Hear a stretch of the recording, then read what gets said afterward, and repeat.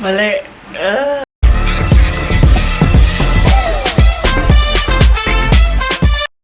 Hey guys, and welcome back to my channel. So for today's video, as you can see on the description, we're going to cook deep fried Oreos. So I've been planning to do this for a while now, pero wala akong time. Tinatamad lang ako. Pero ngayon, gagawa ako. But now, gagawin na natin siya. So, let's start. Excuse me! Ayaw mag-focus. Focus ka yan. Hi guys!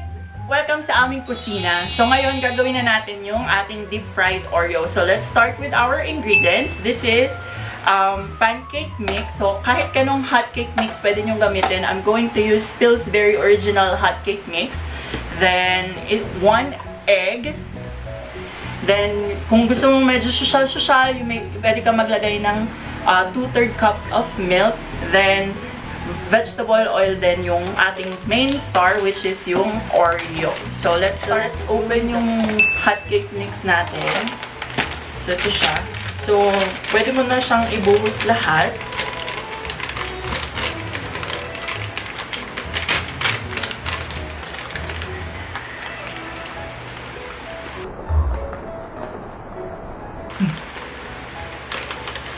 Okay.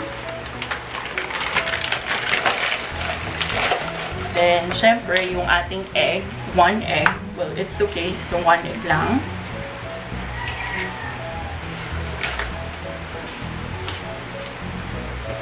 Then, 2/3 cups of milk. Kahit anong milk, pwede mong gamitin. Pero ang gagamitin ko is low fat dahil nagda-diet ako. NANI? Milk. And our vegetable oil.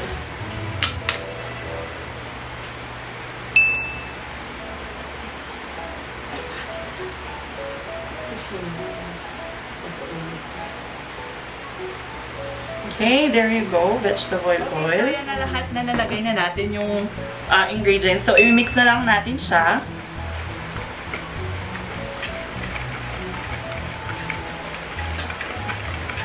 Parang kulang pa, pero pwede na yan.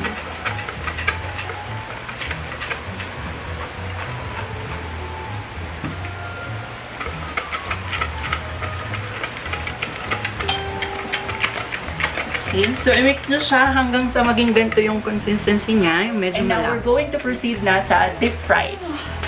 Okay guys, so magpiprito na ako. So we're going to take our Oreos at i-dip natin siya dun sa mix.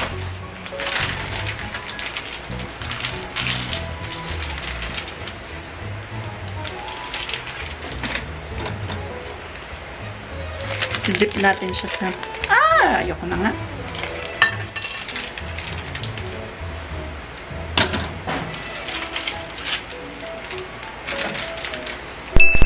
Step 4. Let's fry the Oreos.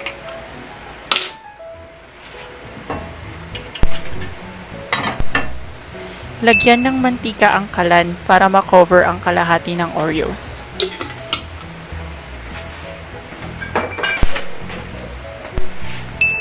Cover the Oreos with the butter. Dapat ma-cover siya ng full.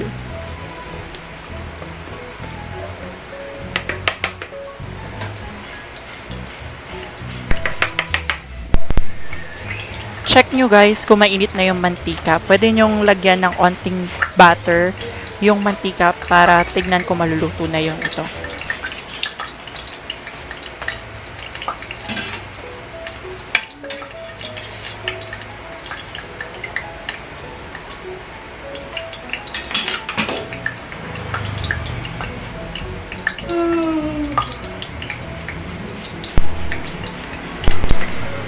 Place the Oreos sa mantika separately para hindi sila magdidikit-dikit.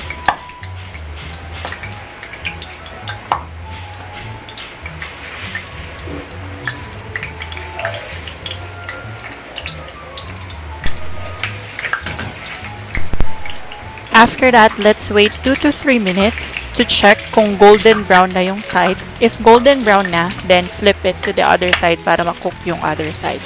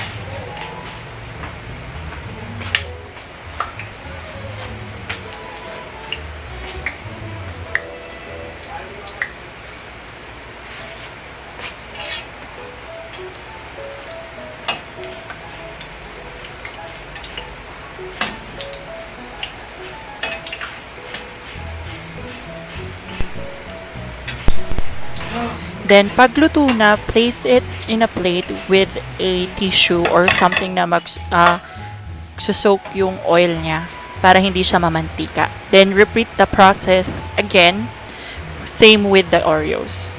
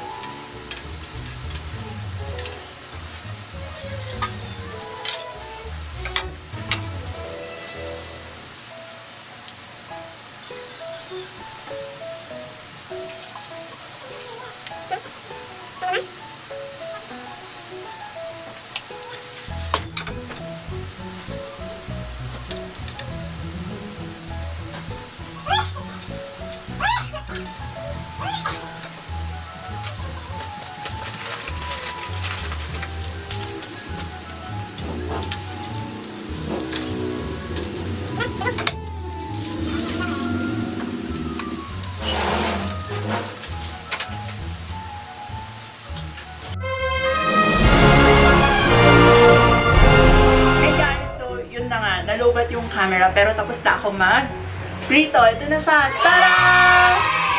Yan. So, yung iba, hindi perfect, pero ito siya ang aking deep-fried Oreo. So, tikman natin.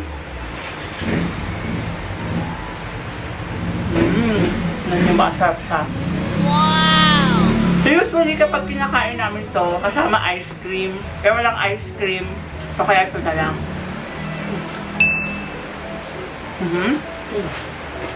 See?